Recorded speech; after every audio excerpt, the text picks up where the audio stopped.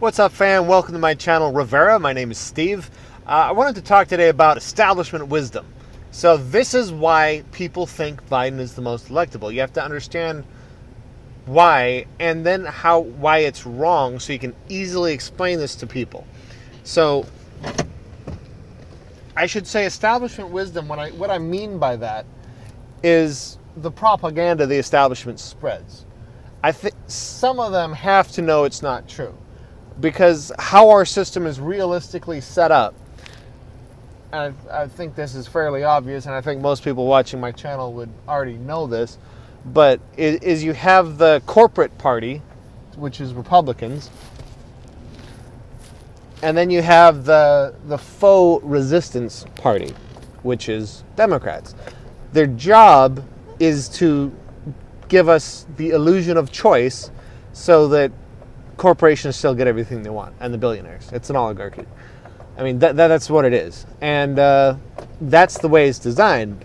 But they have to sell that. So they sell it with establishment wisdom. Now what does that mean?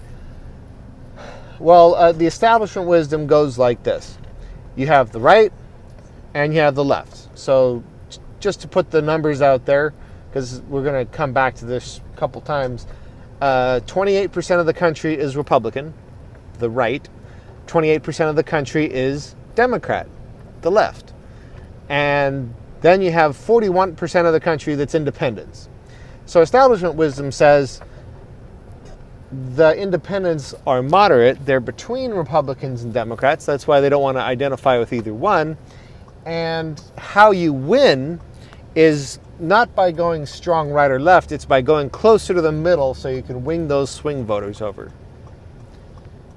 And this is, you see this thinking in every establishment figure, like, ever. They repeat this so much, I'm pretty sure most of them actually believe it. And it's just not true. And it is so easy to demonstrate that that is not true in a bunch of ways. So let's look at it. First off, what actually happens when you keep moving toward the center to try to win the middle? Well, for one thing, the whole Overton window keeps moving right, as it has over the last few decades. So the whole country moves farther and farther right. But that's, you know, if you're talking about winning this election, that's small comfort. So that's not the main issue. The main issue is it pisses off your base. And guess what? A whole bunch of them get so pissed off, they don't want to call themselves Democrats anymore. So guess what? They become independents. That's why 41% of the country isn't Republican or Democrat, they're independents. Because they've been pissed off by mostly Democrats so much that they don't want to wear that label. So yeah, this is borne out in a bunch of polling. For one, if you ask independents why they're independents, it's not because they think the right or the left is too extreme and they're in the middle. It's because they're pissed off at partisanship. That's what the Gallup polling, I believe it was Gallup, said. Which, you know, I don't know how the question was worded, but that's basically code for pissed off at the parties. Which, you know, duh, the parties are horrible. So it's not that they're in the middle. Now, if you want proof that the independents lean heavily left, all you have to do is look at any issues polling. Like if you look at issues-based polling, not partisans polling. So, like, is America in favor of universal health care? Like, whichever type of plan you want to put out there. Yes, like 60 to 70% of the country. So if you see a poll that's 60, 70%, how many of those do you think are Republicans? Probably not a whole lot. I mean, more than you might expect, but not a whole lot. So basically, you have 28% Democrat, most of them, not even all of them. And then you have most of the independents in order to come to that number. Now, when you look at, like, universal background checks, you look at raising the minimum wage, you look at universal public college, you look at any of these left plans, they all pull in the majority. And you can't do that off of a 28% Democrat, you know, portion there. So obviously, this should be obvious, independents lean heavily left based on the issues. So this is incredibly important because this speaks to why Biden is not electable. Because what happens as Democrats get pissed off at their party and then stop identifying with it and become independents, which is why independence is the largest voting bloc now. The reason Trump beats establishment people like Hillary is because he outflanks them to the left and wins that independent vote. Because independents, by and large, they tell themselves they'll vote for whoever like they like the best, or whoever like represents them best. Like they truly, for the most part, will vote Republican or Democrat, whoever they want to. Like that's why they call themselves independents. In theory, well, a lot of them lean left, but when you have somebody like Trump who is pissed, who's like the whole establishment hates, guess the independents are obviously extremely anti-establishment. Like this should be obvious to anybody with a basic understanding of politics, because if they weren't pissed off at the establishment, they would use a party label. They would just be like, yeah, I'm a Republican, I'm a Democrat. The fact that they won't take a party label in a two-party system tells you they don't like the establishment. Like that should be a fucking loud and clear red flag. So let's go a little farther.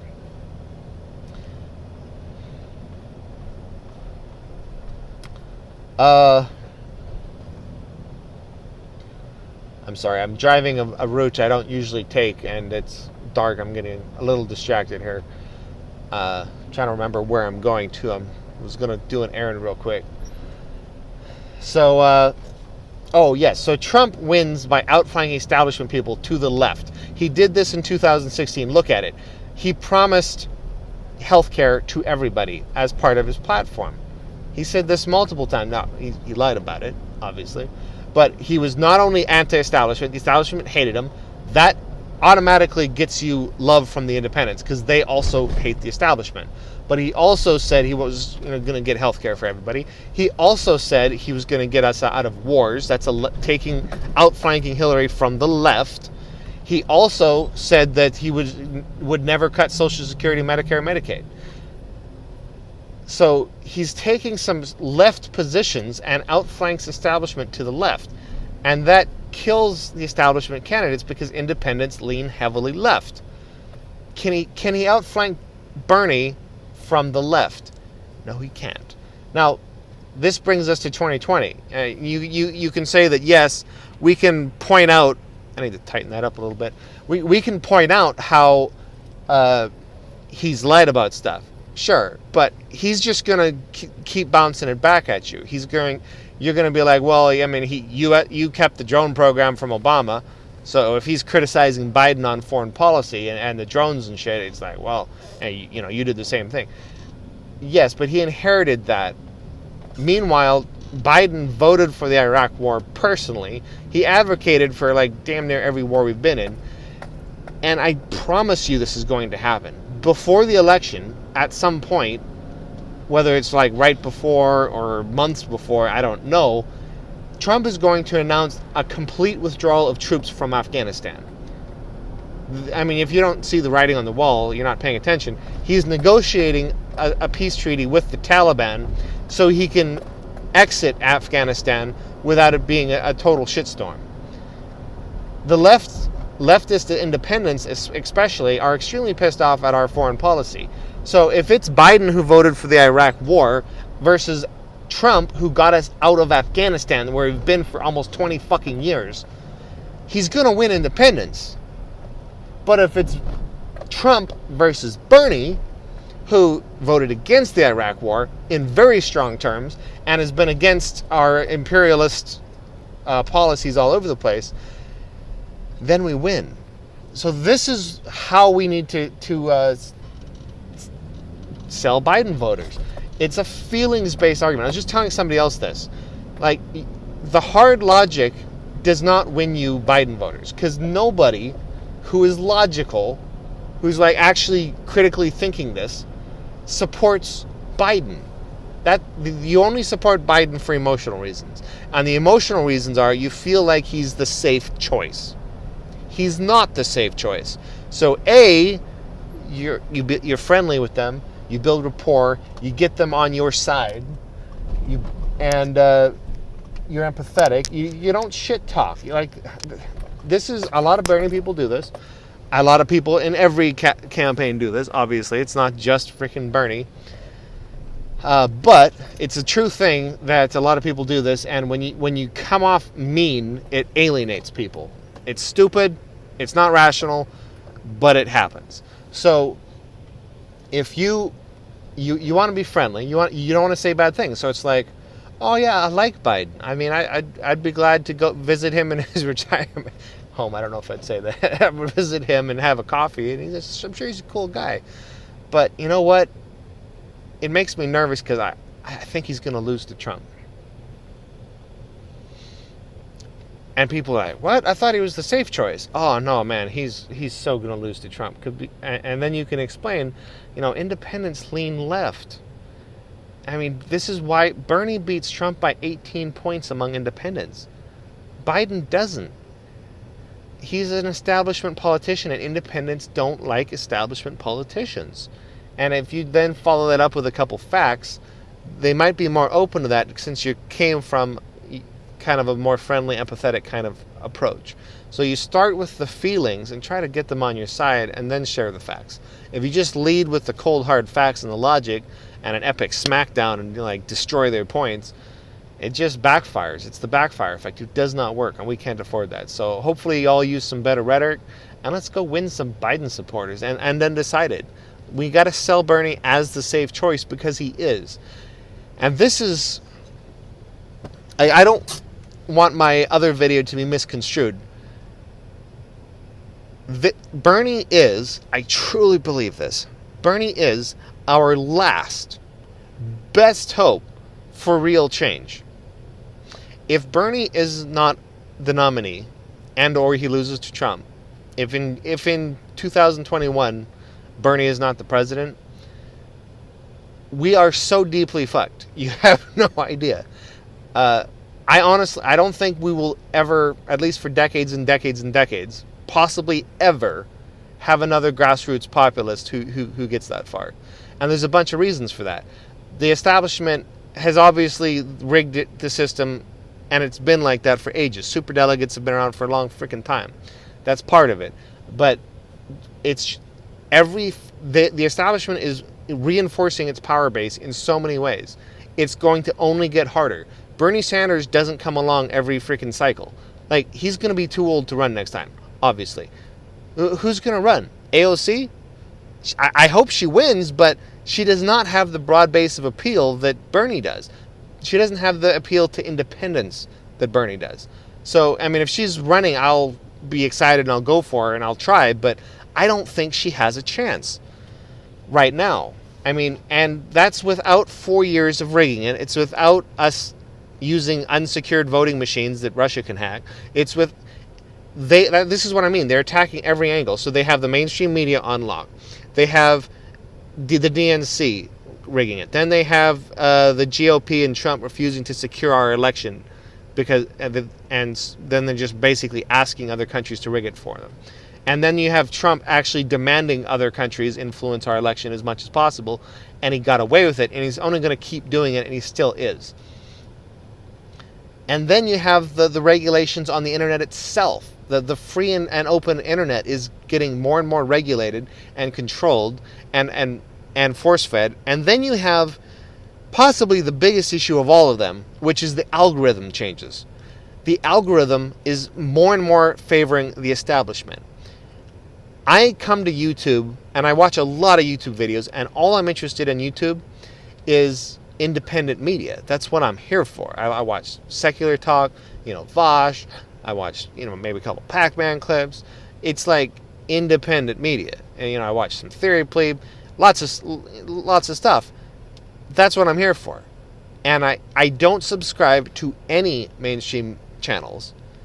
And yet, every single video I watch, the next autoplay is mainstream media, like 90% of the time. and I immediately get out, and then the next time it does it again. So it's CNN, it's MSNBC. Sometimes it's a mainstream outlet that they think I'll like. Maybe it's Trevor Noah, maybe it's Seth Meyers, sometimes it's John Oliver. Those are still mainstream channels that I'm not subscribed to, and they might be more up my alley. Sometimes I like them, sometimes I don't. But that's not what I'm on YouTube for. I can watch that shit at home if I want to on my other streaming services. I don't want it. Algorithm is supposed to boost engagement. Like, that's what they say. It's the point of the algorithm is to drive engagement, to keep people engaged with the platform, which drives ad revenue. So the fact that the algorithm is pushing something that is losing them engagement in order to push mainstream media should tell you something. They are rigging this. And the same thing in Google search results. I work in digital marketing. We put a tremendous amount of money, I think it's like $6,000 every month, into SEO, which is search engine optimization, which is ranking at the top of our search results. That's incredibly, incredibly, incredibly important. But you do what you can within the algorithm. Now, if you type in anything, what sources are going to pop up for you when you do a search? It's going to be CNN, Fox News, MSNBC, New York Times, WAPO, etc. Is it going to be Jacobin? Come on. Is it going to be current affairs? No. It's going to be mainstream media sources, and that's it. Same thing, I'm sure, with like Twitter and Facebook and other platforms. These algorithms are only making it harder and harder for something of the grassroots to take hold. So, yes, this is our last best chance to make the real changes we fucking need to make. Lives are at stake here. I truly believe millions of people will die if Bernie's not elected that would otherwise be saved. Whether you're talking about healthcare, whether you're talking about climate change, whether you're talking about all kinds of poverty-related issues that can be avoided, it's huge. So when I say I'm excited and I'm thinking about what we can do, I like to solve problems, and it's going to be a massive problem to solve with how we address it going forward if Bernie's not the nominee. Because winning national elections and winning Congress is going to be out. If Bernie's not in the bully pulpit preaching leftism and moving the Overton window to the left, then change at the federal level is just out. It's done. Like, this is our last chance, people. This is why, if you consider yourself on the left and you aren't out there canvassing, calling people, texting people, you're not on the left, dude. This is all or nothing. This is our last shot. Now, I do have, contingency plans if Bernie loses, because guess what? The world keeps on spinning. We have to have other plans. And I'll talk more about those if we get to that point, but we're far from there. There's every reason to be hopeful. If you, Kyle Kalinske put it very well today, if you asked any of us the day that we found out Bernie was in the hospital with a heart attack, how we would feel about being basically tied in a two-person race with Biden, with 2/3 of the delegates to go, we would be fucking ecstatic. Are you kidding me? There's every chance to win this thing still. There's a bunch of debates left. I cannot fucking wait to see Bernie versus Biden two-person debate. Bernie will mop the fucking floor with him. Are you kidding me? Bernie released a bunch of great ads today. He had one criticizing Biden's record. Fantastic. And that's the only thing he will do. He'll criticize Biden's record, which is fair game. He's not going to criticize him personally. He's not going to talk about his mental slips. And I understand that. He's running a clean campaign. He likes Biden. But Trump won't be so nice. I think it's perfectly fair to point that out. But his other ad I really liked was just like Bloomberg's ad. It made it look like Obama was endorsing him. It had all these voice clips of Obama saying nice things about him. And it's genius because Obama didn't say shit when Bloomberg did it. So now he can't say shit when Bernie does it. Might as well. I mean, it's like 4D chess. It also makes it harder for Obama to endorse Biden. And if he does, he's going to have to be a lot more friendly about Bernie in the process, because you don't want to contradict what people just saw in an ad. when you say all these beautiful things, then you come on and like say something negative. That doesn't work. So Bernie is playing the game well at his level. We have to play the game to the best of our ability at our level and fight for it. Now, at the same time, I'm trying to maximize well-being. That includes happiness. If you're getting totally wrapped up at a personal level in the results of the election, so to where you're depressed every time you see a poll that doesn't look good for you, and you're sad, like that gets in the way of action. That is not a positive feeling. We want to be motivated and out there changing the fucking world. So do everything you can do, but don't take mental responsibility for stuff that's outside of your control. You can't control how millions of people vote. You can go out there and influence a couple of them, a handful. And if you get one vote for Bernie, fucking fantastic. If you get 5, a dozen, anything you can do to move the needle is fucking fantastic, and we need to get that done. So, take care of your mental health. There's a whole lot of depressed leftists because it's hard to be a leftist in America. It is. And I'm going to have some advice on what we can do going forward, considering that if Bernie doesn't win, we're going to have to figure out alternative strategies, because I don't think we're ever going to win a national election again if Bernie doesn't. Like, the establishment is going to lock up the way he won. They're tweaking the algorithms. They're going to do everything they can to keep this from happening again in the future. They are fucking terrified right now of Bernie, and they know their power is like on the line. That's why everybody's united against Bernie, and he's still tied with Biden, more or less. So this is it, people. This is endgame. The TYT's been saying this, but it's true. This is fucking endgame. Like, this is like, in Marvel, endgame. It's like, this is it. So keep that in mind. Keep out there fighting. Keep your chin up. And be positive, because if he loses, we can still have a good life for ourselves as individuals. It's going to have a catastrophic effect on the rest of the world, but we can't control that. All you can do is worry about your own life and make it the best life you can. But in the short term, let's get Bernie Sanders elected, because it's going to make everything better for everybody. So a little bit of a nuanced position there. I think you all get it. I appreciate it. I'm going to go buy some edibles here, nice and legal, so I can relax a little bit. And away we go. Have a good night.